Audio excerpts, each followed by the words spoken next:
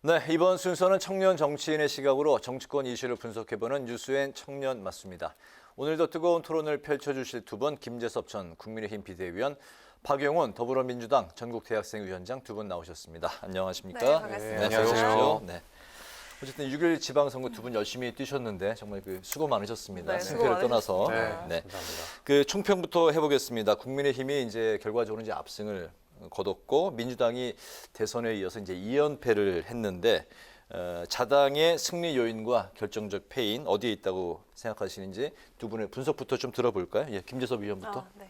저희는 이제 딱 지금 민주당이 처한 모습이 2018년 자유한국당이 처했던 모습이랑 거의 닮아 있습니다. 그러니까 탄핵 이후에 당의 지도부들의 좌충우돌하는 모습들, 그 다음에 강성 지지층들에 의해서 당이 이끌려가는 모습들, 또 일부 유튜버들에 의해서 당이 이끌려가는 모습들, 그러니까 국민들한테 굉장히 많은 신뢰를 저버리게 되는 그런 모습들이었고, 그런 좌충우돌한 모습 속에서 2018년 지방선거를 치렀고 당연히 참패를 당했습니다. 그런 모습들이 있었거든요. 마찬가지로 이제 민주당 역시도 비슷한 모습을 띠고 있는 것 같습니다. 강성 지지층에 의해서 당이 휩쓸리는 모습들, 여론의 추이를 지켜본다기보다는 어떤 당리당략이라든지 당론에 휩싸여서 여론과 동떨어지는 모습들을 계속 보여주고 있다가 또 지도부들 사이에서 충돌이 있었고 강성 지지층에게 휘둘렸고 그러다 결국 지방선거에서 참패를 하게 되는 그런 모습들이 사실은 2018년 자유한국당이 처했던 모습과 굉장히 비슷하거든요. 국민의힘은 2018년, 2020년 총선까지 거치면서 굉장히 지리멸렬하는 모습들을 보여줬고 2020년에 마찬가지로 참패를 당했습니다. 미래통합당이 참패를 당했고 그 이후에 정말 어떤 처절한 쇄신 작업들이 이루어졌었거든요. 정말 많은 국회의원들이 낙선한 이후에 제야로 돌아가 버렸고 저같이 이제 젊은 사람들이 당 안에 뛰어놀 수 있는 공간들이 그제서야 마련이 됐고 그 이후에 여러 가지 그동안 국민의힘 관성처럼 누려왔던 강성 지지층에 휩쓸리는 모습들, 그다음에 5.18을 폄훼하는 그런 극우적인 형태들 이런 것들과 과감히 결별하는 과정들이 있었고 그 과정이 1년 이상 굉장히 많이 지난하게 지속이 됐었거든요. 그런 쇄신 작업들을 통해서 겨우 신뢰를 회복한 것이 지난해 재보궐선거 이후였고 그 외에 이준석 당대표라고 하는 젊은 당대표가 들어오면서 굉장히 여러 가지 시도들을 많이 했었습니다. 이런 것들이 쌓이고 쌓여서 결국 이번 지방선거에서 국민의힘이 크게 승리하는데 큰 기여를 하지 않았나라고 생각합니다. 네, 네. 승리 요인을 말씀하셨고, 네, 좀 패배 분석을 한번 해볼까요? 네. 일단은 저는 후보들이나 특정 사람들을 지목해서 이 사람이 잘못했다 하고 싶은 마음은 사실 조금 없긴 한데요. 우리 지도부 이야기를 먼저 하자면은 선출되지 않은 분들이에요. 선출되지 않은 분들이 이렇게 선거의 경험도 많지 않고 선출되지 않은 분들이 선거를 지휘하다 보니까 좀 많이 삐걱된 측면이 있었다. 민주당이 사실 선거를 선전하고 이길 수 있었던 선거라고 생각하거든요. 윤석열 대통령께서 지금 국정을 운영하시다가 몇 가지 실수도 보이고 논란도 몇 가지 있었는데 정말 허니문 기간이 없다시피 하는 대통령이라고 생각해요. 그렇기 때문에 민주당이 제대로 된 의제, 제대로 된 선거 전략을 가졌으면은 선거에서 충분히 이기고 우리 광역단체장 후보들도 사실 맨파워가 대단하신 분들이거든요. 우리는 공천을 그래도 세종도 그렇고 대전도 그렇고 충남도 그렇고 잘했다고 생각하지만은 지도부가 갈등을 통해서 사실 우리 국민들께서는 집안 싸움을 굉장히 안 좋아하세요. 제가 적절한 예시인지 모르겠는데 만약에 어떤 집안에서 부부 싸움을 하면은 안방에서 하지 어디 사거리 나가서 하진 않거든요. 그럼 다 손가락질하죠. 왜 싸우는지 이유 불문하고. 근데 그런 모습이 국민들께 보여졌을 때 굉장히 실망을 많이 하셨을 거다. 지금 우리가 중요한 건 한 가지 목소리, 한 가지 의제, 여러 가지 의제 이런 통일된 의견이 중요한데 지도부부터가 좀 아니했던 게 아닐까 싶기도 하고요. 두 번째로는 윤석열 대통령이 아무리 허니문 기간이 짧다고 하더라도 국민들께서는 지금 정치에 크게 관심 갖지 않은 분들은 어쨌든 새로 출범한 정부에 힘을 실어주고 싶은 마음이 있으실 거예요. 민주당 고정 지지층이 한 35%, 국민의힘이 35%일 텐데 일단 그 중도라고 하시는 분들이 들어왔을 때 윤석열 정부에게 힘을 실어주고 싶어 하셨다라고 평가하고 싶고 우리 지지층이 적극적으로 투표 안 한 것도 사실 패인 중에 하나였다고도 생각합니다. 네, 이번엔 각각 두 분께 질문을 따로 드려볼게요. 먼저 김재섭 위원, 그 내용을 짚어보기 전에 먼저 도봉구에서 또 선거운동 아주 열심히 하셨는데 네. 완승 대승을 거두셨어요. 네. 어떠셨습니까? 네. 일단 뭐 굉장히 기쁘고 감개무량하고 그렇습니다. 사실 이제 제가 있는 도봉구 갑 지역이라는 곳이 사실은 민주당 강세 지역이었거든요. 국민의힘이 힘을 못 쓰던 지역이었고 사실 구의원 한 명 당선시키는 일이 굉장히 어려운 지역이었음에도 불구하고 이번에는 공천된 후보자 전원이 다 당선이 돼서 구의원이 5명이 됐습니다. 네. 그리고 시의원도 역사상 처음으로 2명이 다 당선이 됐고 동북부 지역에서 유일하게 또 구청장까지 당선이 돼서 일단 굉장히 기쁜 마음과 동시에 무거운 책임감.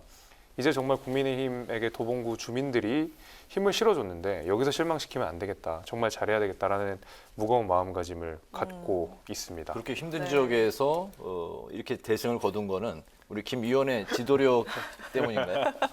뭐 그게 없다고 말하기 어렵겠지만은 뭐 기본적으로 후보자들이 잘 네. 해줬고 민주당에 대한 피로감 그리고 앞서서 박 위원장이 이야기한 대통령의 어떤 허니문 기간, 대통령 국정 안정론 같은 것들이 확실히 작용을 한 것 같고 민주당이 오랫동안 도봉구에 의원을 배출했던 지역인데 사실은 이제 어떤 발전이라든지 하는 것이 국민들의 마음에 충분히 와닿지 못한 부분이 있었거든요. 이제 그런 것들에 대한 국민들의 엄중한 심판이라고 생각합니다.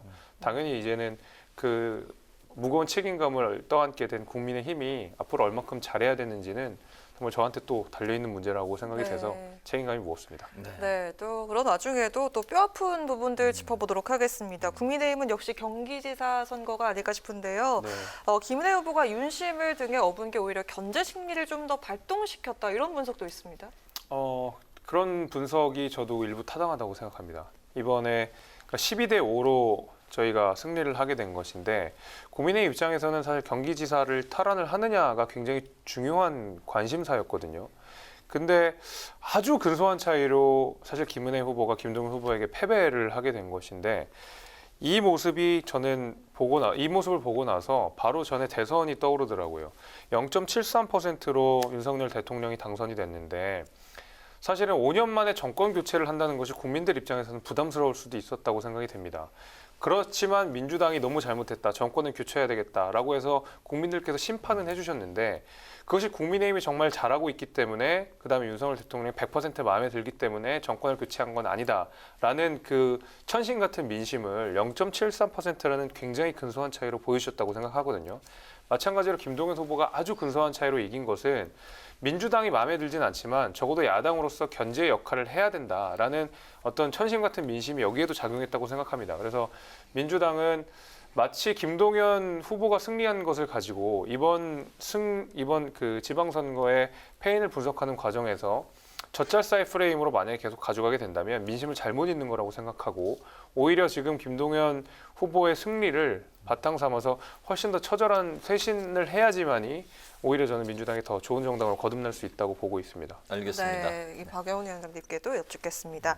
민주당은 특히나 그 중원인 충청 지역뿐 아니라 노무현 그리고 문재인 전 대통령 지역이죠. 김해, 양산 등 이 낙동강 벨트까지 국민의힘에게 내주게 됐습니다. 그리고 전남에서 기초단체장 22명 중에 7명이 또 무소속입니다. 이거 어느 부분이 좀 가장 뼈아프다고 보시는지 짚어보겠습니다.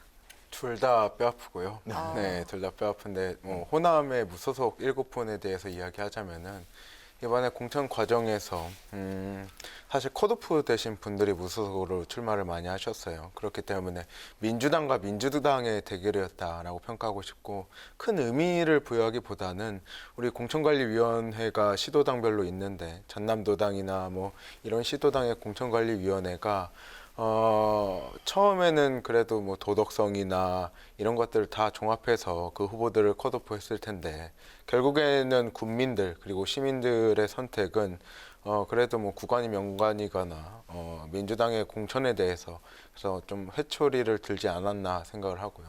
노무현 대통령과 문재인 대통령의 고향에서 우리가 진 것은 민주당이 그분들께 꽤 적절하게 합당한 정치를 보여주지 못함이겠죠. 그분들이 만약 문재인 대통령과 노무현 대통령의 고향이라고 해서 민주당을 다 지지해줄 필요는 사실 없거든요. 민주당이 이번 기회에 좀 적절한 쇄신 방향을 마련하고 600일 남은 총선 기간에 우리가 어떻게 변화하냐에 따라서 좀 달려 있다고 봅니다. 네네. 우리나라에서 이 선거가 있으면 늘 나왔던 게 이제 세대 갈등, 지역 갈등 이야기를 많이 했는데 이번에 이제 그보다 오히려 그 지역 갈등은 예전보다 이제 덜 해졌다는 평가가 나오고 있고 젠더 갈등 이야기가 이제 지난 대선 때부터 많이 이제 불거져 나오고 있는데 방송 3사 출구 조사를 보면 이번에도 2030 남성이 국민의힘, 여성은 민주당으로 이렇게 이제 극명하게 엇갈렸습니다. 이 부분에 대한 우리 청년 정치인들 2030 세대에 또 속하기도 하신데 이 부분에 대한 고민이나 해법에 대해서 한번 또 들어보겠습니다. 일단은 여성의 안전에 대한 의제에 관심이 많으신 것 같아요. 2030 여성분들께서. 근데 2030 남자라고 해서 그런 여성 의제들, 여성의 안전 같은 의제들을 이야기했을 때 그렇게 반감을 가지거나 그런 분들은 없을 거라고 저는 확신해요.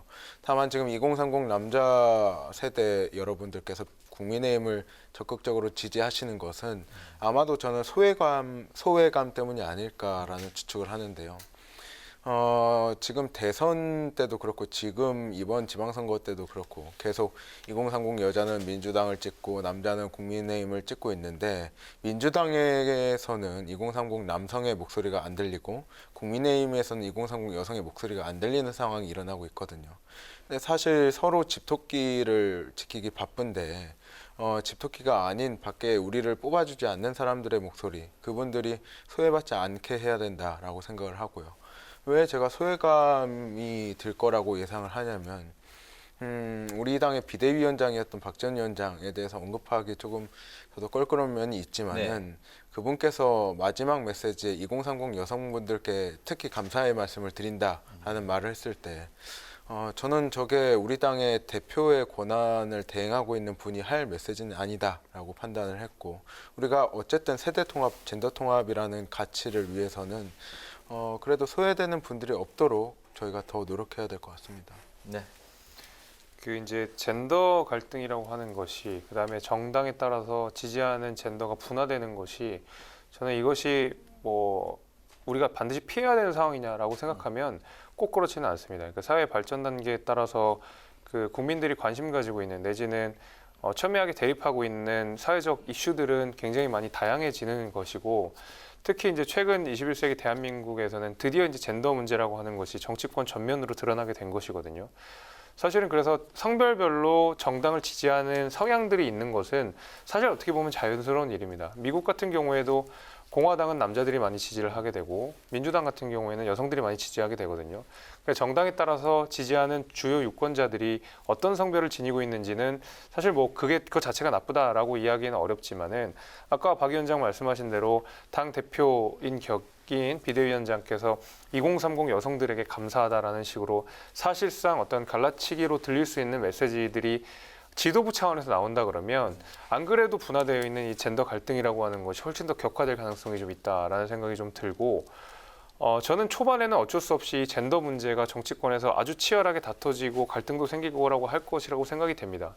그런 과정 속에서 훨씬 더 공론화된 이런 정치 플랫폼 내에서 이 젠더 이슈들이 다양하게 해결되고 소통하고 또 토론하고 하는 게 저는 분명히 필요하다고 생각하거든요. 그래서 모든 정치인들이 이 문제에 대해서 회피하지 않고 이걸 정치적 전면 아젠다로 가지고 나와서 서로 토론할 수 있으면 그 가운데서 저는 접점을 찾을 수 있다고 생각합니다. 무조건 여기는 나쁘고 저기는 나쁘고 이렇게 접근할 것이 아니고 때로는 기성 정치인들처럼 젠더 문제가 뭐가 정치적으로 중요해라는 태도로 여기에 대해서 외면하거나 무시하거나 하는 태도로 가면 사실 젠더 문제는 해결될 요량이 없는 것이죠. 근데 이 문제에 대해서 조금 더 고민을 하고 저 역시도 마찬가지로 젠더 문제에 좀 더 공부를 많이 하고 서로 입장이 다르다 그러면 그것을 이제 정말 의제화시켜서 토론해 나가면 되는 문제라고 생각합니다. 그래서 이 문제를 피하지 말고 이 현상을 있는 그대로 받아들이고 더 어떻게 발전시켜 나가고 어떻게 접점을 찾아 나가야 되는지를 앞으로 정치권에서 해나가야 하는 일이라고 생각합니다. 네. 네. 젠더가 이제 갈리는 그 현상 자체에 있어서는 이제 정치에서 일어날 수 있는 자연스러운 현상이지만 그 양쪽에 지금 여야에서 젠더가 이렇게 갈리게 된 그 원인 제공에 대해서는 양쪽 모두에게 그 책임이 있다. 이렇게 이야기를 할 수 있을까요? 글쎄요, 뭐 책임이 있다라기보다는 저는 이제 이렇게 접근하고 있습니다. 사실은 이 젠더 이슈라고 하는 것이 정치권에서 정치인들이 직접 다루진 않았지만 20대 남성들과 여성들이 실제로 겪고 있는 문제들이었고 30대 여성들이 실제로 겪고 있는 문제들이었거든요. 마찬가지로 20대 남성들이 받았던 역차별이라는 것도 실제로 있었던 현상이었는데 이것을 아무도 모르고 이것을 아무도 대변해주지 않고 했었음에도 불구하고 이준석 대표가 사실 그런 불편함을 감당하고라도 처음에 이 이슈를 꺼내고 온 것은 맞습니다. 그렇기 때문에 반사적으로 박지원 위원장이라는 분이 또 여성의 입장을 대변하기 위해서 토론이 이루어지는 것이거든요. 그래서 어떤 이것이 갈라치기라든지 아니면 한쪽의 입장만 대변한다라기보다는 처음 젠더 이슈가 정치권에 등장을 하면서 여러 가지 분화 양태들이 벌어지는 그 초창기 단계라고 저는 보고 어느 쪽에 책임을 묻기보다는 앞으로 이 젠더 이슈를 어떻게 정치권에서 해결해 나갈 수 있는가, 얼마큼만 토론을 할 것인가라고 그 부분에 우리가 좀 더 집중하는 것이 좋을 것 같다고 생각이 듭니다. 네. 네, 자 이제 각 당 이야기를 좀 해보도록 하겠습니다. 먼저 민주당을 짚어볼 텐데요. 선거 패배 책임론을 놓고 그동안 수면 아래 있던 계파 갈등이 터져 나오는 모양새입니다. 특히나 이재명, 송영길 두 사람에 대한 당 안팎의 비판이 현재 아주 거센 상황인데 지금 민주당 내 분위기 어떻습니까? 어쨌든 민주당이 대통령 선거 패배 이후에 대통령 선거에서 왜 졌는지에 대한 평가가 이루어지지 않았거든요. 그때의 그 불만들 혹은 그때 하고 싶었던 이야기들이 지금 나오는 거라고 저는 생각하고요. 이게 계파 갈등으로 번지기보다는 저는 이렇게 생각해요. 어쨌든 우리가 대선을 젖잘싸라는 표현을 쓰면서도 그렇게 지방선거를 치렀는데 이 책임을 이재명이나 송영길 또는 박지원 이 사람들 개개인에게 돌리고 싶은 마음은 없을 거예요, 본인들도. 하지만은 어쨌든 우리가 당이 쇄신하는 과정에서 그런 명분이 필요하다고 생각하거든요. 그래서 뭐 본인이 친문이라고 말씀하시는 분들은 또 이재명 후보에 대해서 비판을 하는 점이 있고, 뭐 송영길 후보에 대해서 서울시 지역구를 든 의원들이 비판하는 것은 저는 명분이 필요해서 하는 비판이라고 생각하고, 그분들의 명분 그 이면에는 당이 어떻게 쇄신해야 될 것인가, 혁신을 해야 될 것인가에 대한 이야기에 방점이 찍혀 있지, 이재명이 잘못했다, 송영길이 잘못했다 이런 이야기는 저는 아니라고 생각하고요. 결국에는 우리가 선거에 졌기 때문에 이런 분화나 갈등의 모습으로 보일 수 있는 일들이 충분히 있을 수 있다고 생각하고요. 하지만 오늘 정세균 대표를 지지하는 포럼인 광화문 포럼이 해체됐고 이낙연 대표님을 지지하는 그런 그룹도 해체가 됐는데, 민주당의 개파라는 것은 사실 굉장히 였거든요. 였기 때문에 이렇게 해체되더라도 이분들이 뭐 계속 이낙연 대표님과 함께하거나 친문으로 남는 게 아니고, 오늘도 뭐 토론 이야기를 다 할 수는 없지만은 그 개파를 떠나서 민주당이 어떻게 쇄신해야 될 건가에 대한 고민 지점이었지, 마냥 이재명을 비토하고 송영길을 비토하는 자리는 아니다라고 말씀드리고 싶습니다. 네, 그 박지원 공동비대위원장도 물러났습니다. 근데 여전히 좀 또 비판과 책임론이 거센 모습이고요. 또 일각에서는 민주당 쇄신과 변화를 위해서 그 박 비대위원장이 다시 필요하다라는 그런 말도 나오고 있는데, 그 청년 정치인으로서 어떻게 생각하시는지 먼저 김재섭 의원부터 들어볼까요? 만약에 이제 박지원 위원장의 역할이 있겠지만, 만약에 박지원 위원장이 오면 말 그대로 우려먹기라는 비판이 나올 겁니다. 이재명 의원 역시도 사실은 이번에 우려먹기처럼 선거에 출마를 하셨거든요. 대선 패배에 책임이 있는 그 당사자가 다시 재보궐선거 국회의원으로 나온다라는 것 자체가 조금 의아했지만, 어쨌든 당의 중심이 되니까 총괄 선대위원장으로 불과 몇 개월 만에 다시 복귀를 하셨거든요. 마찬가지로 이번 비대위도 책임을 지고 물러났는데, 만약에 또다시 어떤 쇄신이 필요하다고 해서 박지원 위원장을 다시 소환한다 그러면 정말 민주당은 중심점이 없구나, 구심점이 없구나, 있는 사람을 계속 우려먹는구나 라는 생각을 하게 될 텐데, 저 역시도 그런 생각이 날 텐데 국민들께서는 어떻게 보실까 생각을 해보면 박지원 위원장이 다시 등장하기는 굉장히 어려운 구조라고 생각합니다. 네. 박지원 위원장이 정말 필요하면은 선출직에 나가서 당선이 되면 돼요. 그 상황이 박지원 비대위원장이 필요하다라는 여론이 형성되고 당원들의 여론이 형성되면은 본인이 나섰을 때 충분히 당선되실 거예요. 근데 당이 만약에 뭐 이렇게 임명직이나 이렇게 불러오는 것은 책임 있는 비대위의 위원장을 맡았던 분이기 때문에 적절하지 않은 것 같고, 지금 이번 비대위가 선출되지 않은 권력이기 때문에 많은 비판점들이 사실 있었거든요. 그 과정에서 당무위와 중앙위를 거치면서 그 임기까지 이렇게 보장하게 됐는데, 만약에 정말 박 전 위원장이 필요하고 민주당의 쇄신을 위해서 이렇게 역할이 있다면은 당원들이 먼저 부를 것이다. 다만 우리 새로운 지도부나 우리 새로운 비대위에서 이렇게 부르거나 임명을 하는 모습은 굉장히 저는 박 전 비대위원장 본인을 위해서도 좋지 않다고 생각합니다. 네, 알겠습니다. 그 국민의힘 입장에서는 이번에 그 오세훈 서울시장이 또 당선이 되면서 서울시장 최초 4선 타이틀을 달았습니다. 총 재임 기간은 이제 뭐 그 보선도 있고 해가지고 이제 6년 정도로 되고 있는데, 안철수 의원이 또 그 3선 중진이 됐고, 법무부 장관, 그리고 이제 한동훈 법무부 장관, 원희룡 국토부 장관, 이준석 대표, 연달아 이제 그 두 선거를 승리로 이끄는 그 이준석 대표까지 차기 대권 경쟁 그 5명의 이야기가 벌써부터 나오고 있는데, 당 내에서 존재감이나 영향력 측면에서 누가 가장 그 비교 우위에 있다고 생각을 하는지 한번 들어볼까요? 당내라고 하면은 당연히 지금 이준석 대표일 수밖에 없습니다. 현역 당 대표이고 네. 선거 승리를 2번이나 연달아서 이끌었던 사람이기 때문에 아마 당내 입지라고 하면은 당연히 이준석 대표일 수밖에 없고요. 왜냐하면 한동훈 법무부 장관이라든지 아니면 원희룡 국토부 장관 같은 경우에는 지금 당내에서 활동하는 것이 아니라 내각의 구성원으로서 활동을 하고 있는 것이기 때문에 당내 입지는 당연히 이준석 대표가 좋을 수밖에 없습니다. 이제 그러면은 안철수 의원과의 관계 설정이 어떻게 되느냐, 이제 이 문제가 남을 텐데, 안철수 의원은 과거에 국민의당의 당 대표이긴 했지만 이제는 국민의당과 국민의힘이 합당을 하면서 3선 중진 의원이긴 하나 아직 대표의 자격이 아닌 그냥 한 명의 의원의 자격이거든요. 그러니까 결국 국민의힘에서 입지는 또다시 안철수 의원에게 주어진 과제인 것입니다. 그래서 당내 입지를 찾는 일은 사실 간단치가 않습니다.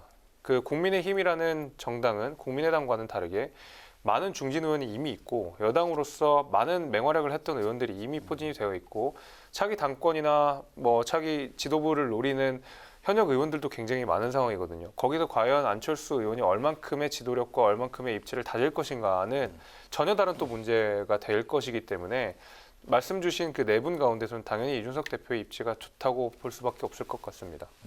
오세훈 시장까지. 오세훈 시장 역시도 아직까지는 행정가이기 때문에 네. 차기 대선 후보로서 어떤 분들이 뭐 물망에 오르겠느냐라고 하면 당연히 그 중에 한 분으로 오를 테고, 하지만 불과 1년 전에 윤석열 대통령이 될 거라고 예상했던 사람들이 거의 없었던 것과 마찬가지로 앞으로 5년 남은 대선에 후보가 누가 될지를 예측한 일은 정말 하늘 별 따기만큼 어려운 일이라고 네, 생각합니다. 어떻게 보세요? 저는 이런 생각을 해요. 지금 윤석열 대통령께서 인사를 하시는데 권익위원장도 검찰 출신을 임명하셨어요. 근데 지금 구성을 보면 검찰 출신 혹은 모피아란 말이에요. 기재부 출신에 이렇게 구성을 하고 있는데, 지금 윤석열 정부는 딱 이렇게 검찰과 기재부 출신의 공무원으로 구성이 돼 있고, 국민의힘의 기존에 있었던 정치권의 인사들, 물론 이분들이 검찰 출신이라고 하지만은 그냥 국민의힘의 기존 정치권이에요. 근데 윤석열 대통령께서는 이 국민의힘의 기존에 있었던 정치인들이 여의도 정치인들 당신네들 말이야 라는 표현을 쓸 정도로 굉장히 거리감을 갖고 있고, 지금 이 상태로 보면은 당장 정권 초기에서는 모두가 여당이기 때문에 화합하는 모습을 보여주겠지만은 3년, 4년 정도 가면은 이 윤석열 정부의 친윤과 비윤의 싸움이 격화될 거로 보이는데, 아직까지는 이준석 대표와 오세훈 서울시장 같은 기존에 있는 국민의힘 사람들 유리해 보일 수도 있어도 뭐 차기 주자로 거론되는 친윤 인사들이 좀 도약하는 시간이 올 거라고 생각을 합니다. 네, 알겠습니다. 오늘 그 뉴스엔 청년 마수 이제 마칠 텐데요. 오늘은 6.1 지방선거 승패 요인, 또 세대별 표심, 향후 여야 움직임까지 지금까지 김재섭 전 국민의힘 비대위원, 박용훈 더불어민주당 전국대학생위원장과 함께했습니다. 오늘 말씀 잘 들었습니다. 네, 고맙습니다.